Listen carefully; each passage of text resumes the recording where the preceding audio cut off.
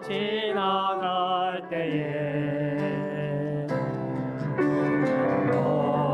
오잖아 열매 맺히고 웃음소리 넘쳐나리라. 꽃들도 구름도 바람도 넓은 바다도 찬양하라 찬양하라 예수를. 하늘을 울리며 노래해 나의 영혼아. 은혜의 주 은혜의 주 은혜의 주.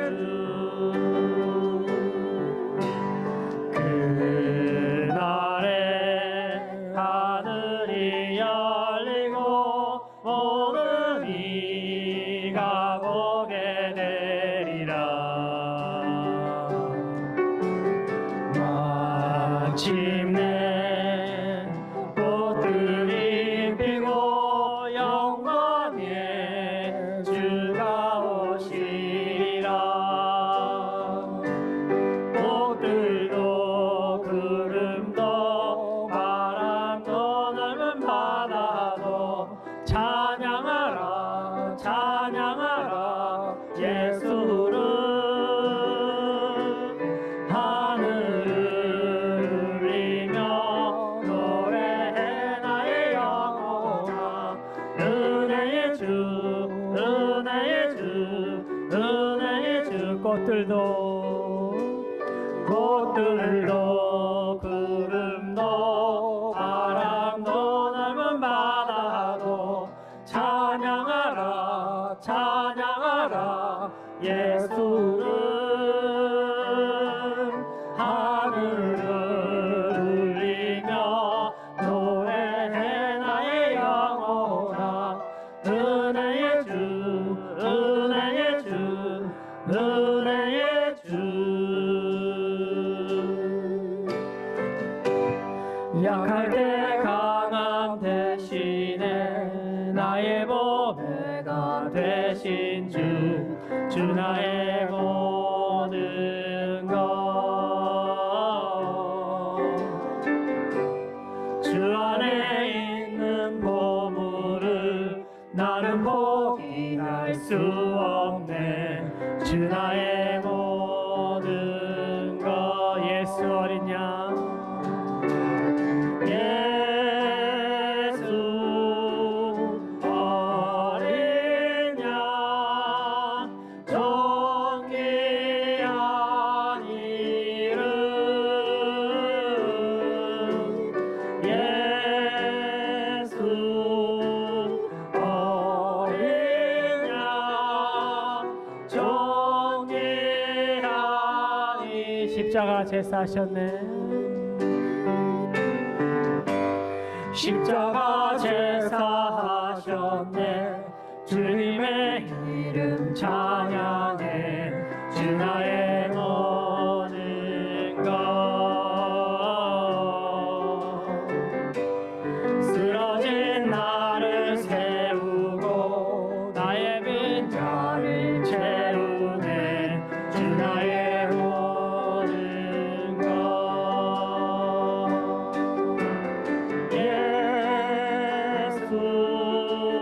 어린 양 존귀한 이름. 예수 어린 양 존귀한 이 십자가 제사하셨네. 십자가 제사하셨네. 주님의 이름 찬양해. 주 나의 모든 것. 쓰러진 나를 세우고 나의 빈자를 채우네.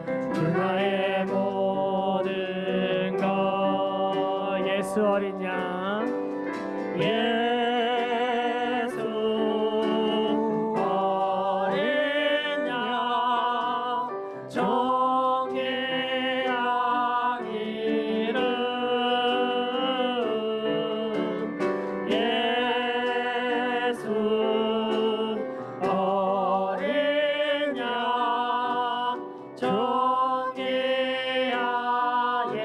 어린 양 예수 어린 양 존귀한 이름 예수 어린 양 존귀한 이름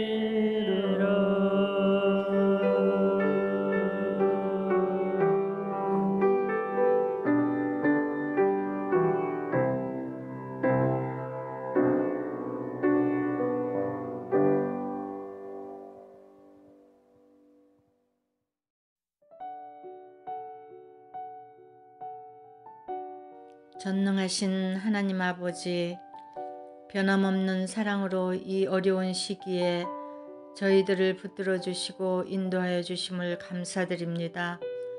겨울내 메말랐던 대지 위에 단비를 내려주셔서 만물이 소생하는 봄의 향기가 퍼지게 하시고 하나님이 만드신 자연의 섭리 앞에서 주님을 찬양합니다. 오늘도 예배의 자리로 저희들을 부르시고 말씀을 통하여서 늘 하나님께서 저희들과 함께 하신다는 굳건한 믿음으로 순례자의 길을 걸어갈 수 있도록 인도하여 주시니 감사드립니다. 그러나 광야길을 걸으며 때로는 세상에서 들려오는 온갖 부정적인 뉴스와 바이러스의 공격에 불안해하고 세상의 어두움에 마음을 빼앗길 때도 있음을 고백하오니 주님, 보이는 것에 불안해하지 않게 하시고 영원하신 하나님의 나라의 소망으로 살아갈 수 있도록 붙들어 주소서. 주님, 사순절을 지나면서 주님께서 십자가에 우리의 죄를 대속하시어 우리에게 생명을 허락하신 그 사랑을 기억하게 하시고 주님의 그 사랑을 닮아가는 작은 불꽃이 되어 우리 모두의 마음을 따뜻하게 함으로 우리에게 허락하신 영생의 참 기쁨을 나누며 이 힘든 시기를 잘 극복할 수 있도록 도와주시기를 바랍니다. 주님이 세우신 필그림 교회를 지금까지 인도하여 주시고 지켜주심을 감사드립니다. 이기영 목사님과 함께하는 동력자들에게 하나님의 사랑과 능력과 믿음으로 채워주셔서 한 영혼을 가슴에 품고 기도하며 하나님이 기뻐하시는 거룩한 삶으로 인도하는 데 부족함이 없도록 능력으로 붙들어 주옵소서. 주님, 이 어려운 시간 동안에도 필그림 가족들을 건강으로 지켜주심을 감사드립니다. 그러나 병상에 있는 하나님의 자녀들이 있습니다. 치유의 역사가 이루어지기를 간구합니다. 오늘도 세계 곳곳에서 주님과 연합된 삶으로 맡겨진 사역들을 순종으로 이루어 나가고 있는 선교사님들을 붙들어 주시고 힘주시고 가정과 환경과 건강을 지켜주셔서 선교지마다 하나님의 기쁨이 넘치게 하소서. 오늘 하나님의 말씀을 대언하시는 이기영 목사님 위에 성령 하나님 함께 하시어 말씀을 받는 저희들에게 생명의 말씀으로 영혼의 양식과 기쁨으로 채워주셔서 우리들의 삶이 소망 가운데 살아가게 하소서. 예배를 준비하는 모든 손길들을 기억하시어 하늘의 상급으로 채워주시기를 바라오며 우리를 죄에서 구원하신 예수 그리스도의 이름으로 기도합니다. 아멘.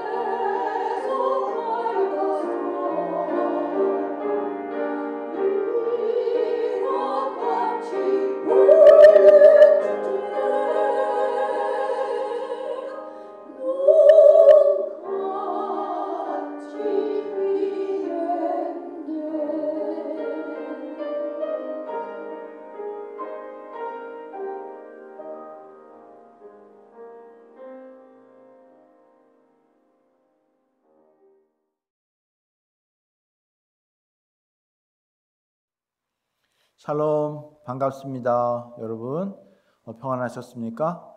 네, 이제 여러분 뵐 날이 한 2주 남았네요. 이제 부활주일이 2주 남았는데요. 부활주일 때 여러분 다 뵙고 우리가 한번 대면 예배 드렸으면 합니다. 그때 여러분들 얼굴 뵙고 또 즐거운 시간 갖도록 한번 하겠습니다. 오늘 말씀 누가복음 5장 1절부터 11절까지 말씀 되겠습니다. 누가복음 5장 1절부터 11절까지 말씀입니다. 제가 말씀 읽도록 하겠습니다. 쉬운 성경입니다.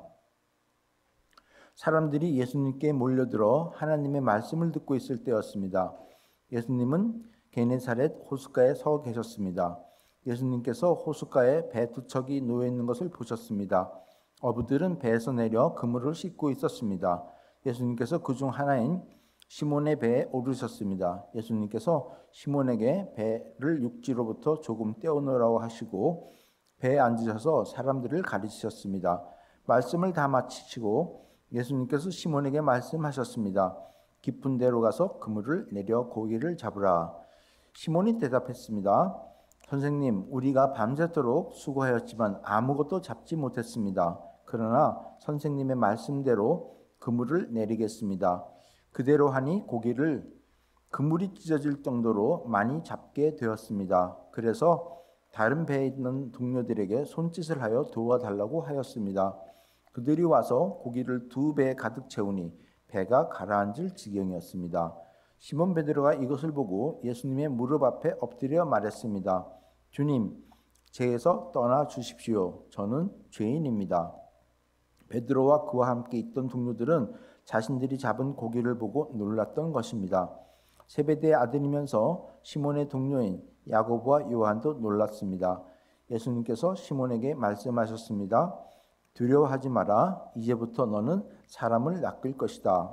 그들은 육지에 배를 댄 후 모든 것을 버려두고 예수님을 따라갔습니다.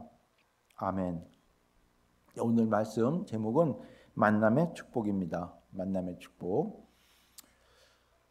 지난주 저희들에게 좀 안타까운 소식이 하나 들렸었는데 그것은 바로 아틀란타 총격 사건이었습니다. 8명의 사상자가 생겼는데 어떻게 보면 단순 살인이라기보다 아시아인을 타겟으로 삼은 살인 사건이었다라고 해서 아시아인 혐오 범죄와 관련이 있다고 여러 곳에서 문제를 삼고 있었습니다. 경찰은 이것은 어떻게 보면은 혐오 범죄와 관계 없다고 발표했다가 다시 한번 고려하고 다시 한번 수사를 하겠다. 그래서 FBI까지 이제 가세해서 여러 가지 조사를 하고 있죠. 근데 어쨌든 그 범인은 이 성중독자로 알려져 있었고 가뜩이나 이 팬데믹 상황으로 인해서 인터넷을 자주 많이 보게 되었는데 음란물 중독이 아주 심했다고 하죠. 그래서 그 사건 당일날 그 음란물을 보다가 부모에게 들켜서 아버지에게 야단을 맞고 집에서 쫓겨났다고 합니다. 그래서 어떻게 보면은 증오범죄가 됐는지 하여간 여러 가지 사건이 벌어졌는데 인터넷을 통한 어떻게 보면 음란물 영상을과 만나서 생긴 일이 아닌가 하는 생각을 해보게 됐습니다. 내가 아는 어떤 분은요 인터넷을 통해서 여러 정보망 루트를 알고 이제 이제 뭐라 그럴까요? 그 유튜버를 만나게 되었는데 거의 모두 이 출처들이 불분명한 어떤 이야기들 그러면서도 그럴듯한 이야기들이 있어서 많은 관심을 가지고 보기 시작했다고 합니다. 소위 말해서 카더라 통신 이런 것에 푹 빠지게 됐는데 이상하고 근거가 뭐 하는데 들어보면은 그럴듯한 그런 이야기들 이게 이제 습관적으로 보게 됐다는 겁니다. 그래서 그러다 보니까 일반 뉴스는 인정하지 않고 오히려 믿지 않는 그런 습관들이고 오히려 그 유튜브에 나오는 이상한 이야기들 그런 것들을 자주 보게 되는 그래서 세상에 있는 모든 뉴스들은 의심하고 믿지 않게 되고 오히려 유튜브에 나오는 그 불분명한 뉴스 매체를 오히려 믿고 생각하게 되는, 그래서 그 사람, 그 유튜버의 생각과 자신의 생각을 믿는 어떤 그런 사람이 되어가고 있는 것을 보고 제가 참 안타깝다 하는 생각을 한 기억이 납니다. 그런가 하면은 어떤 사람은 인터넷을 통해서 건강관리법을 배워가지고요, 매일 아침 저녁에 아침에 걷기 운동을 하고, 또 인터넷 매일 묵상을 통해서 이제 일정 시간 동안 성경을 보면서 묵상하고 기도하고, 그래서 어느새 1년 지나간 사이에 성경을 어느 정도 일독을 하게 되고 이제는 거의 마치는 단계라고 하면서 아주 성숙된 그리스도인의 모습을 보여주는 정말 그런 사람을 또 보기도 합니다. 사실 그런 사람과 대화를 나누면 참 기분이 좋아요. 이렇게 1년 동안 팬데믹 상황 속에서 누구는 인터넷에서 어떤 사람과 만나게 돼서 잘못되어 가는 방향으로 가는가 하면은, 어떤 사람은 참 이렇게 덕스럽게 모습이 변해가고 있는 모습을 보게 되면 사실 기분이 좋게 된다는 겁니다. 요즘 사실 1년 동안 계속된 이 팬데믹 상황 때문에 사람들을 못 만나는 대신에 많은 사람들이 인터넷을 통해 여러 부류의 그 유튜버들, 사람들을 만나게 됩니다. 또 그 사람들이 영향을 받아가면서 살아가는 모습을 또 보게 됩니다. 여기서 여러분에게 질문 하나 제가 합니다. 여러분은 그동안 이 팬데믹 상황 동안, 그 기간 동안 무엇을 만났고 누구를 만나고 있습니까? 라는 질문입니다. 여러분 이제 각자 자기 자신이 어떤 대답을 하시겠죠. 사실 여러분, 이 만남이라는 것 참 중요합니다. 예로부터 부모님께서는 친구를 잘 사귀어야 된다, 친구들과 잘 만나야 된다라고 강조하면서 잔소리처럼 들었던 기억이 납니다. 그리고 이 만남의 중요성이 참 여러 사람을 통해서 많이 이야기를 하죠. 예를 들면 좋은 학교 가야지 좋은 선생님과 만난다. 그래서 학교에서 선생을 잘 만나야 한다. 또 결혼을 앞두고 있는 젊은 사람들에게 배우자도 잘 만나야 된다라고 많이 강조합니다. 요즘 제가 이제 의료 보험에 대한 관심을 많이 가지게 되는데, 어떤 나이 드신 분들이 이제 의료 보험 가입을 하지 않습니까? 그리고 메디케어를 통해서 또 이제 자기 주치의를 만나는데, 주치의를 누구를 만나느냐가 또 굉장히 중요하다라고 나이 드신 분들이 얘기합니다. 또 어떤 사람은 교통사고를 당하면서 변호사를 잘 만나야 된다라는 얘기도 하고요. 이 밖에 직장을 다니는 사람들은 직장 상관을 누구를 만나느냐가 중요하다. 또 교회 다니시는 분들 교회 목사를 어느 분을 만나느냐가 중요하다. 여러 가지 이야기를 하고 있죠. 이처럼 우리 일상생활에서 누구와 만나느냐에 따라 우리의 삶이 어떻게 변하느냐도 결정되는 그런 경우를 보게 됩니다. 이런 말이지, 이민사회에서 한때 이 공항에서 누구를 만나느냐에 따라서 이민 역사가 결정된다라는 그런 말이 있었습니다. 사실 공항에서 마중 나오는 사람이 누구냐에 따라서 그 사람의 잡이 결정되어 가지고 나는 처음에 공항에 온 사람 만났는데 이 사람이 리커 스토어를 했다, 아니면 이 사람이 어떤 다른 서비스업을 했다. 그러다 보니까 나도 그 사람 쫓아서 하다 보니까 내가 이렇게 평생 이런 잡을 갖게 됐다. 이런 얘기를 듣게 되는 거죠. 하여간 이 누구와의 만나는 것이 누가 만나느냐에 따라서 참 그 중요한 것이 결정된다는 것을 단면으로 보여주게 되는 겁니다. 여러분들의 삶 속에서 과연 여러분의 삶을 바꿀 만큼 중요한 만남은 누구와의 만남이었습니까? 라는 또 질문을 합니다. 인간들은요, 사회적 동물이기 때문에 살아가면서 수없이 많은 만남이 있습니다. 그 서로의 만남은 어떻게 보면 그냥 지나치는 만남도 있고요, 또 어떤 사람은 서로 영향을 주는 만남을 가지기도 합니다. 우리에게 수많은 만남이 있지만 오늘은 바로 하나님과의 만남에 대한 말씀을 나눌까 합니다. 일반적으로 사람들은 누군가 만나기를 원합니다. 왜냐하면 아까도 말씀드렸지만 우리는 사회적 동물이기 때문에 이 만남이 중요하기 때문에 누군가 만나기를 원한다는 겁니다.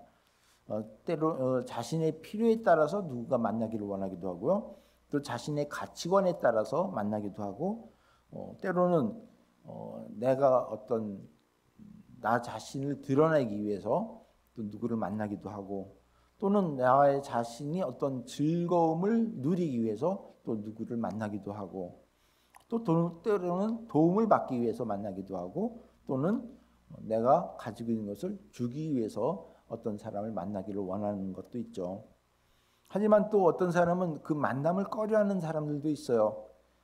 자신이 드러내는 것을 싫어하는 사람들이죠. 하지만 대체적으로 우리는 소중한 이 만남을 굉장히 소중하게 여기고 있습니다. 그런데 이 세상에서 가장 귀한 만남, 그것은 바로 하나님과의 만남이죠. 그래서 우리가 오늘 그 만남을 하려고 하는 겁니다. 이 하나님과의 만남은 바로 우리의 영생을 얻기 때문에 그렇습니다. 어쨌든 오늘 본문에서 베드로는 예수님을 만남으로 인해서 그의 인생이 바뀌게 되는 것을 보게 됩니다. 바로 축복의 만남이죠. 그 축복의 만남 오늘 한번 말씀을 나눠보겠습니다. 오늘 말씀을 보면 베드로의 상황은 밤새껏 고기를 잡지 못한 어떤 허망함을 느낄 수가 있습니다. 2절을 보면요, 어떻게 나와 있냐면 예수님께서 호숫가에 배 두 척이 놓여 있는 것을 보셨습니다. 그런데 어부들은 배에서 내려 그물을 씻고 있었습니다. 라고 얘기합니다. 배에서 내려서 그물을 씻는데 이 다음에 이제 우리가 보면 알지만 이들은 고기를 하나도 잡지를 못했습니다. 아무것도 잡지 못하고 그물을 씻고 있는 그런 상태입니다. 완전 실망과 허무함과 고립된 그런 상태를 표현하는 것이죠. 여러분 아무것도 잡지 못하고 그물을 씻는 그 마음 아십니까? 제가 낚시를 참 좋아한다 그랬죠. 낚시를 해봐서 제가 그 마음을 압니다. 잔뜩 기대하고 낚시하러 떠납니다. 특히 배낚시 무척 즐거운데 왜냐하면 바다 한가운데 가면 적어도 고기를 몇 마리는 큰 거를 잡을 수가 있거든요. 그렇게 잔뜩 기대하고 갔는데 정말 한 마리도 못 잡는 경우가 있습니다. 말 그대로 한 마리도 못 잡습니다. 시간이 되어서 이제 배가 육지로 돌아갑니다. 그 돌아갈 때 그 낚싯줄 걷고 바늘 빼고 그 낚싯대를 정리하는 그 마음, 이거 안 겪어본 사람은 그 마음을 모릅니다. 그런데 이 베드로 일행 낚싯대 한 마리도 잡지 못했을 때 그 허망함보다 아마 훨씬 더 크지 않았을까 하는 생각을 해보는 거죠. 그런데 예수님께서 자신의 배에 오르고 육지에서 조금 떨어지기를 요청합니다. 정말 한 마디도 못 잡고 정말 그물을 하나씩 정리하고 있는데 갑자기 예수님이 오셔서 배를 올라오시더니 육지에서부터 조금 떨어지기를 요청하는 겁니다. 별로 기분이 안 좋았을 것 같아요. 오늘 사실 본문 앞장 4장을 보면 예수님께서 베드로의 장모님을 고쳐주는 장면이 나옵니다. 어쩌면 그 예수님께서 베드로의 장모님을 고쳐줬기 때문에 배에 오르고선 육지에서 좀 떨어진 곳으로 가자고 부탁할 때 어쩌면 그 마지못해서 하지 않았을까 하는 생각이 듭니다. 아무튼 예수님께서는 베드로의 배를 타고 육지로부터 조금 떨어져 있는 곳으로 가자 그래서 사람들을 가르치죠. 5장 3절입니다. 예수님께서 그중 하나인 시몬의 배에 오르셨습니다. 예수님께서 시몬에게 배를 육지로부터 조금 떼어놓으라고 하시고 배에 앉으셔서 사람들을 가르치셨습니다. 라고 얘기합니다. 이렇게 사람들을 가르치고 그 다 가르친 후에 예수님이 베드로에게 깊은 곳에 가서 그물을 내리라고 하시고 베드로는 그 예수님 지시에 따르고 또 고기를 많이 잡게 된다는 이야기가 바로 오늘 이야기죠.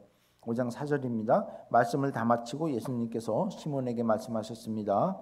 깊은 데로 가서 그물을 내려 고기를 잡으라.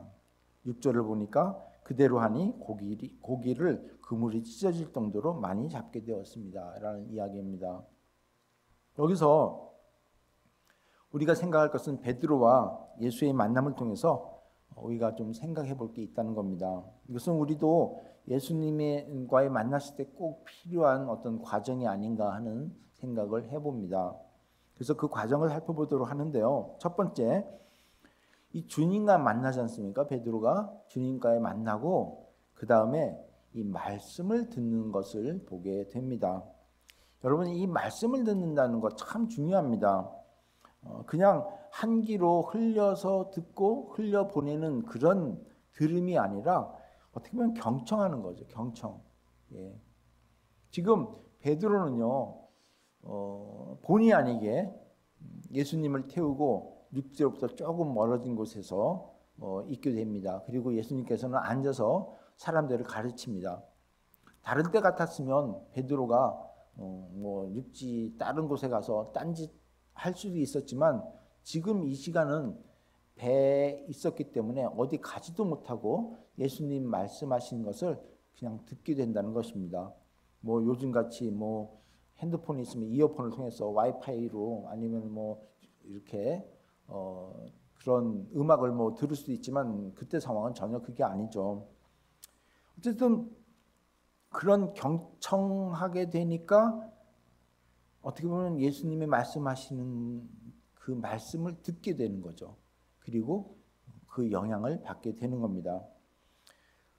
제가 아까 소개한 어떤 그 유튜버의 말을 이렇게 유튜버를 듣고 그 사람이 영향을 받게 되는 것, 그것도 그 사람도 인터넷에서 그냥 이렇게 듣는 게 아니라 솔깃해서 그 제목 이런 말 이런 것을 관심이 있다가 듣다 보니까 어느새 그 사람에게 영향을 받게 된다는 겁니다.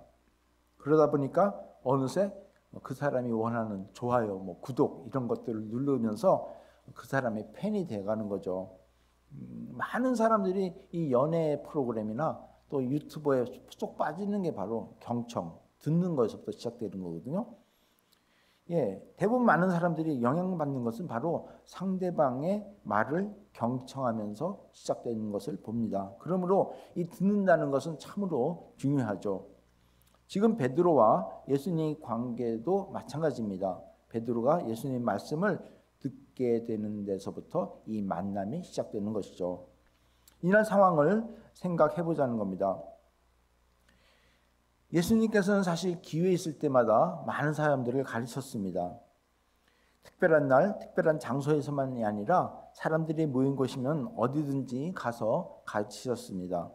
이날은 바닷가에 많은 사람들이 모여 있어서 바다 안쪽에 육지로부터 조금 떨어진 곳에 있어서 말씀을 하셔야 되는 그런 상황이었죠.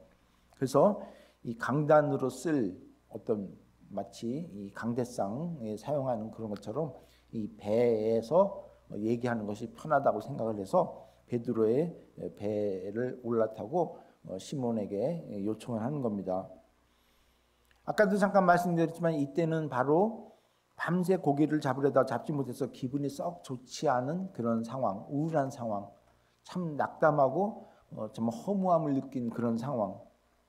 그런데 이 베드로는 그 요청에 뿌리치지 않고 예수님을 원하는 쪽으로 예수님께서 원하는 대로 하게 됩니다. 아까도 말씀드렸지만 어쩌면 그 자기 장모님을 고쳐주신 예수님이니까 그 요청을 뿌리칠 수가 없지 않았을까 하는 생각을 해보는 거죠.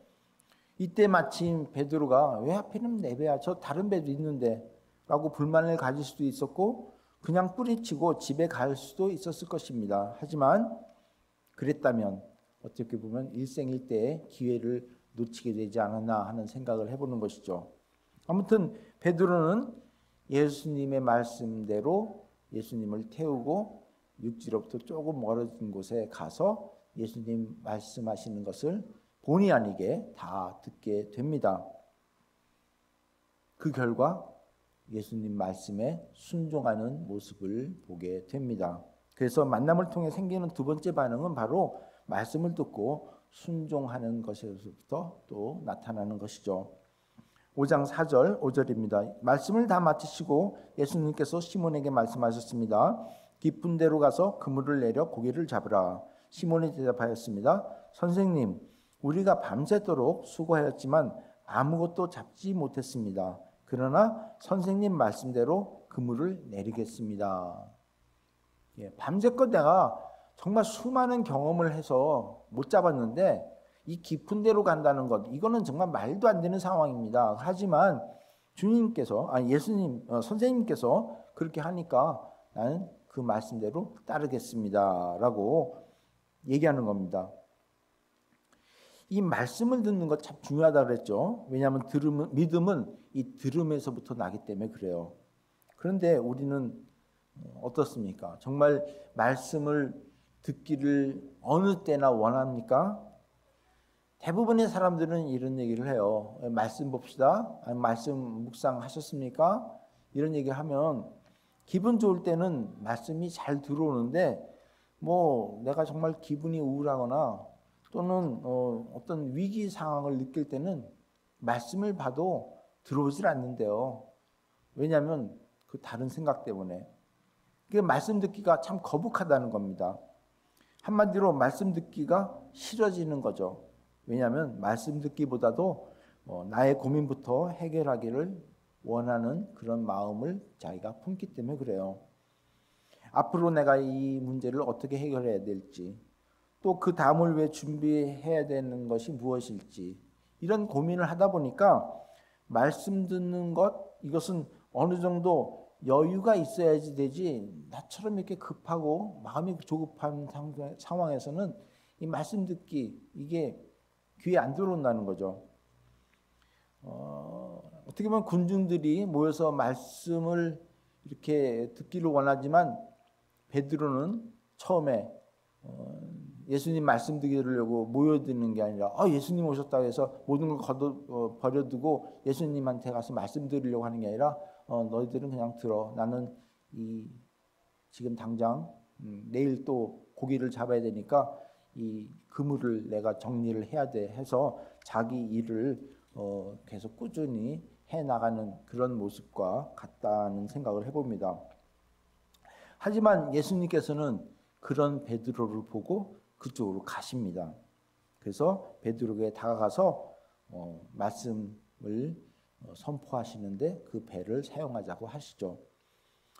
이처럼 어떻게 보면 베드로는 자기의 다음 일을 위해서 그물을 걷고 있는 그 모습 속에서 우리 역시 말씀 듣기보다는 내가 다음 해야 할 일이 무엇인지를 정말 조급하게 생각하는 그 가운데서 예수님께서 베드로에게 다가간 것처럼 예수님께서는 우리에게 다가와서 말씀 듣기를 원하실지도 모르겠습니다.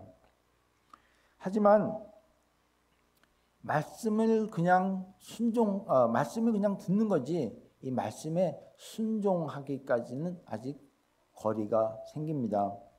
위기인데 힘이 들어 쉬고 싶은데 말도 안 되는 일을 시키는 경우 이게 우리가 과연 예수님 말씀에 순종할 수 있을까 하는 의문이 생기죠. 이럴 때 두 가지 마음이 생깁니다. 밤새껏 수고해서 지금까지 왔는데 정말 내가 그대로 말씀 듣는 것보다 그래도 내가 좀 휴식을 취하고 내가 할 일 한 다음에 말씀 듣는 게 낫지 라고 해서 뒤로 미루거나 아니면 애써서 씻은 그물이지만 깊은 데 가서 그물을 내려봐야 헛수고인지를 알지만 정말 나는 쉬고 싶지만 내 뜻대로 하지 않고 그 말씀에 순종하여 그대로 따라할지 이 두 가지 기로에 있는 것이 우리들의 모습입니다. 선택은 자유죠. 본인의 의지에 달려 있습니다. 하지만 결과는 전혀 다르게 나타납니다. 그리고 자신의 삶의 우선순위도 바뀌게 되는 것을 경험합니다. 마치 시몬에서 베드로로 바뀐 것처럼 인생이 바뀌게 된다는 것이죠. 여러분 알죠? 시몬의 뜻이 뭡니까? 사막, 광야라는 뜻 아닙니까? 근데 베드로는 뭐죠? 반석입니다. 반석. 예. 아람어로 게바라고 하는데 반석이라는 뜻, 즉 사막, 예. 이런 광야 이런 데서 반석의 자리로 바뀌는 것을 보게 됩니다. 이 변화된 예수님의 참 제자가 되는 그런 모습이죠. 이것은 바로 순종하면서 상황이 바뀌는 것을 보게 됩니다. 그렇기 때문에 우리는 말씀을 듣고 이 순종하는 것은 참으로 중요하다고 봅니다. 이 순종한다는 것은 그 사람 앞에서, 상대방 앞에서 자기 자신을 내려놓는 것을 말하죠. 그래서 순종이라는 것, 이것은 상대방을 내가 그 생각이나 말씀에 공감하거나 또는 내가 상대방을 좋아할 때, 사랑할 때 순종하게 됩니다. 연애할 때 사랑하는 사람의 말을 듣는데 거의 순종하는 수준이죠. 순종합니다. 내가 도저히 이해가 안 돼도 사랑하면 그 사람 말에 그냥 따라주는 거죠. 군에서 상관의 명령에 복종하는 거는 좀 다릅니다. 이 복종이라는 것은 자신의 지위에 따라서, 상대방의 지위에 따라서 결정되죠. 하지만 순종은 서로의 관계에서 결정이 됩니다. 복종은 지위체제가 바뀌거나 그 지위체제가 없어지면 더 이상 복종하지 않습니다. 군에 있을 때 정말 상관에게 복종하지만 제대하면 아무 상관없죠. 그래서 복종하지 않습니다. 하지만 순종은 이 서로의 관계가 깨어지지 않는 한 끝까지 계속되는 것을 보게 됩니다. 그래서 이 순종이 중요하죠. 이 관계가 계속되면서 순종되는 것. 아무튼 베드로는 예수님 말씀에 순종하는 것을 봅니다. 5장 5절입니다. 시몬이 대답하였습니다. 선생님, 우리가 밤새도록 수고하였지만 아무것도 잡지 못했습니다. 그러나 선생님의 말씀대로 그물을 내리겠습니다. 예, 말씀을 듣고 그 말씀에 공감하고 또 예수님의 그 어느 정도 말씀에 영향을 받기 시작하면서 순종하는 마음이 생긴 거죠. 이것은 복종이 아니라 순종이라고 보고 싶습니다. 왜냐하면 아까도 말씀드렸지만 앞 4장에서 예수님께서 베드로의 장모를 고쳐주지 않습니까? 그 열병을 고쳐주는데 그때 만남은 그냥 만남이었죠. 장모 병을 고쳐주는 것으로 끝났습니다. 어떻게 보면은 그냥 감사하다, 고맙다는 생각을 했었던 베드로 아닐까. 그래서 예수님께서 그 피곤한 몸에도 불구하고 베드로가 그냥 지친 몸에도 불구하고 너 배에 타가지고 좀 육지로부터 멀리 좀 가줄래라고 할 때는 어떻게 보면은 예의상 어떻게 보면 순종하는 그런 마음이 아니었을까 하는 생각을 해보죠. 그런데 이번에는 배에서 이제 말씀을 듣습니다.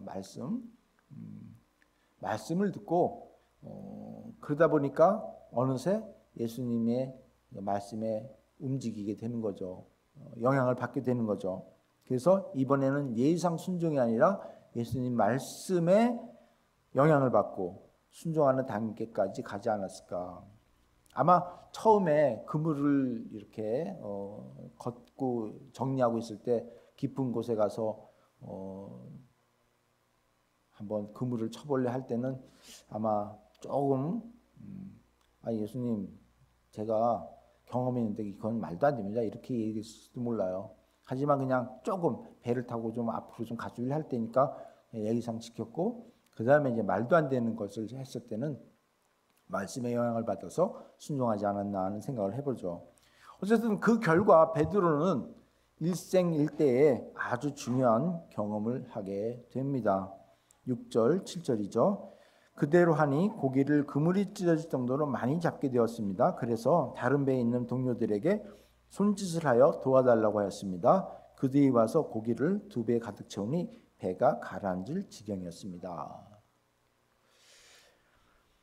자, 정말 말도 안 되는 베드로 생각에는 상식 밖의 일이 벌어지죠. 순종의 결과입니다. 그러자 베드로의 마음에 변화가 생깁니다. 무엇이냐면 자신이 죄인임을 깨닫게 되는 것입니다. 말 그대로 예수님을 진정으로 만나게 되는 순간입니다. 그래서 세 번째 우리가 생각할 것은 주님을 만나면 자기가 죄인임을 깨닫는 것이 중요하다는 것입니다.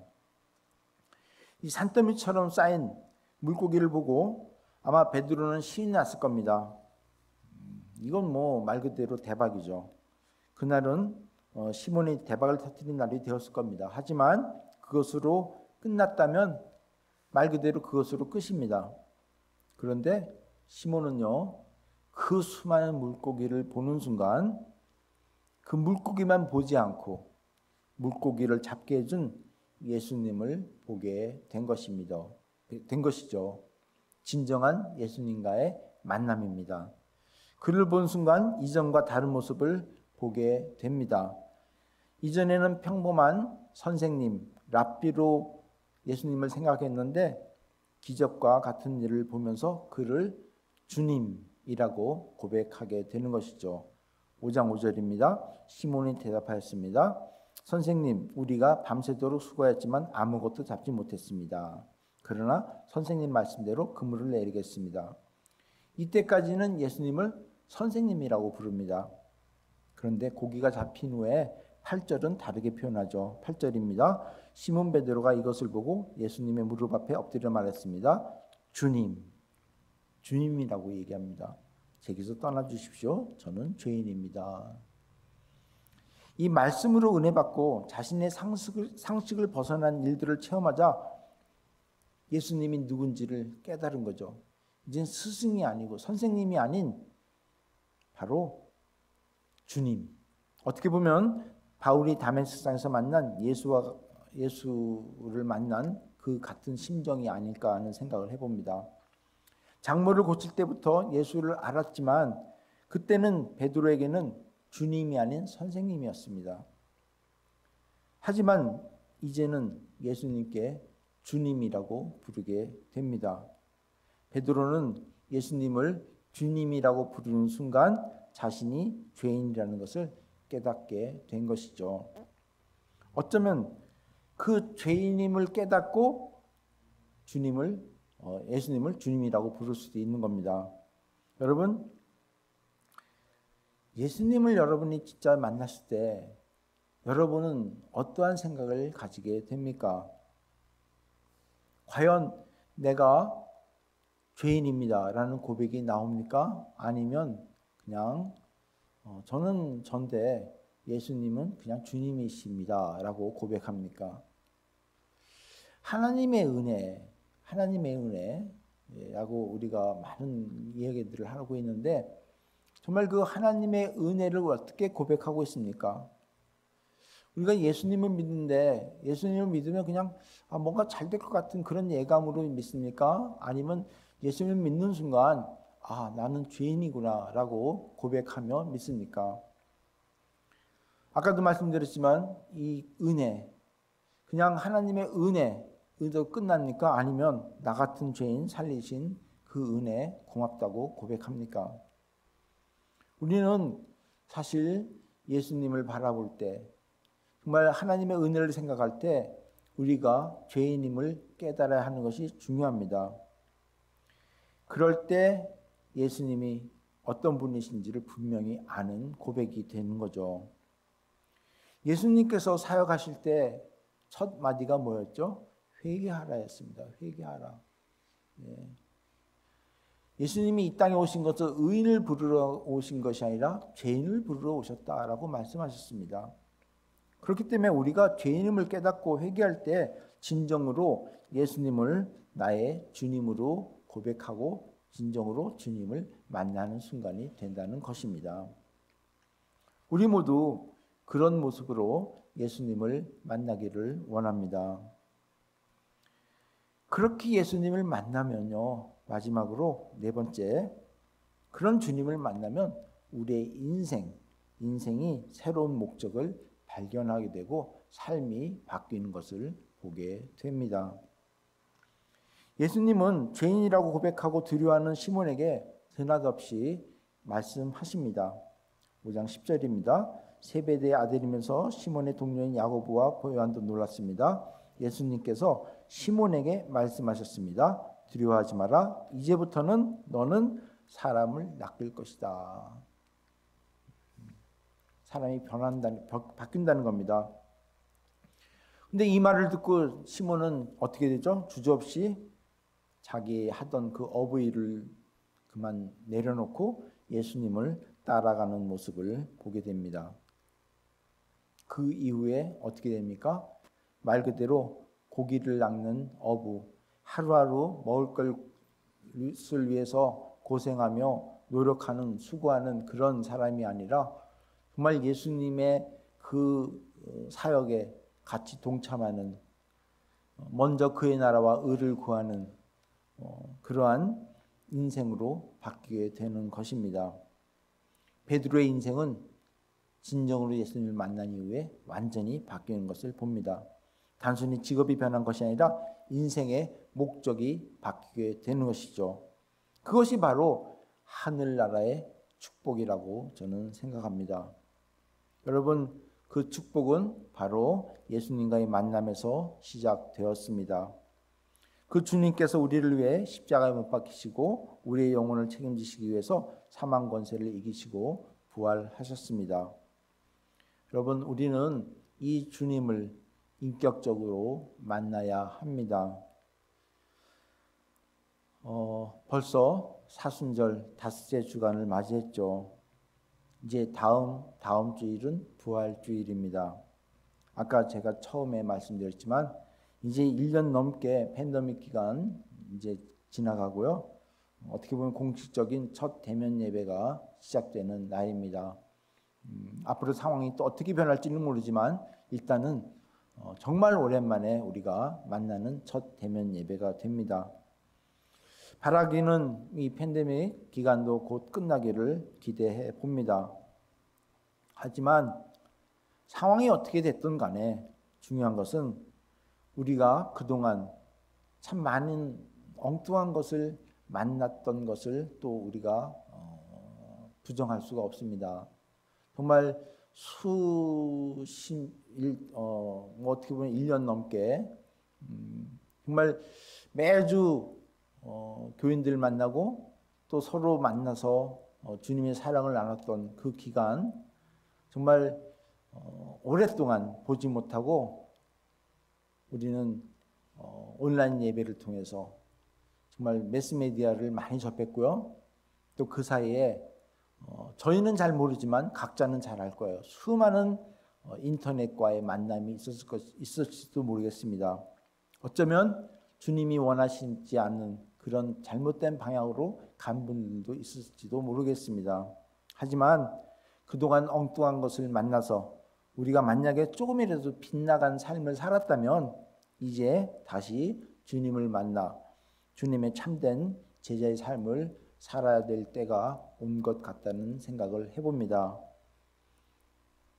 여러분, 이제 다시 주님과 진정으로 만날 시간이 다가왔습니다. 그래서 오늘 말씀을 다시 한번 정리합니다.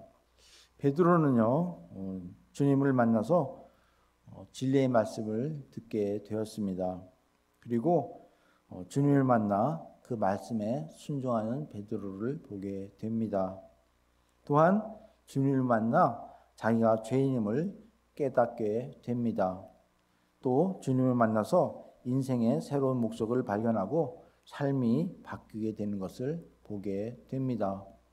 이처럼 주님을 통해서 베드로가 받은 진정한 만남의 축복이 이제 곧 부활주를 통해 우리가 서로 만나게 될 우리 모두에게 임하기를 예수 그리스도 이름으로 부탁드리며 축원합니다.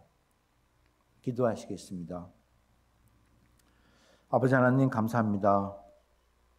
우리의 삶 속에서 만남이 얼마나 중요한지를 생각해 봤습니다. 여러 가지 만남이 있는데 그 중에서 주님과의 만남이 가장 소중하고 귀하고 축복된 만남이라는 것을 다시 한번 이 시간을 통해서 고백합니다. 아버지 하나님, 이 축복된 만남을 통해서 우리가 변화되길 원합니다. 베드로가 주님을 만났을 때 말씀을 듣고 또 말씀에 순종하며 또 자기가 죄인임을 깨닫고 이제 새로운 목적을 발견하고 삶이 바뀌었던 것처럼 그동안 오랜 그 팬데믹 기간 동안 우리가 혹 여러 가지 다른 잘못된 만남이 있다면 이제 다시 한번 온전히 주님을 만나서 우리가 말씀을 듣고 또 말씀에 순종하고 나 자신이 죄인임을 다시 한번 깨닫고 이제 새로운 목적을 다시 한번 발견하고 우리 삶이 바뀌는 우리 모두가 되도록 인도하시고 축복하여 주시옵소서. 감사드리며 예수님 이름으로 기도드리옵나이다. 아멘.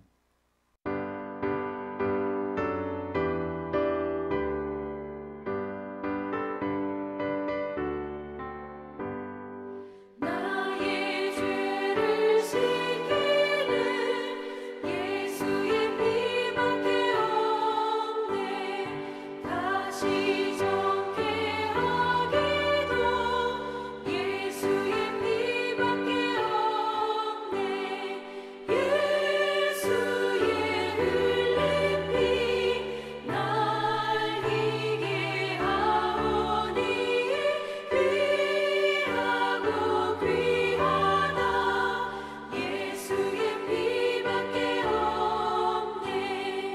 나를 정케 하기는 예수의 피밖에 없네.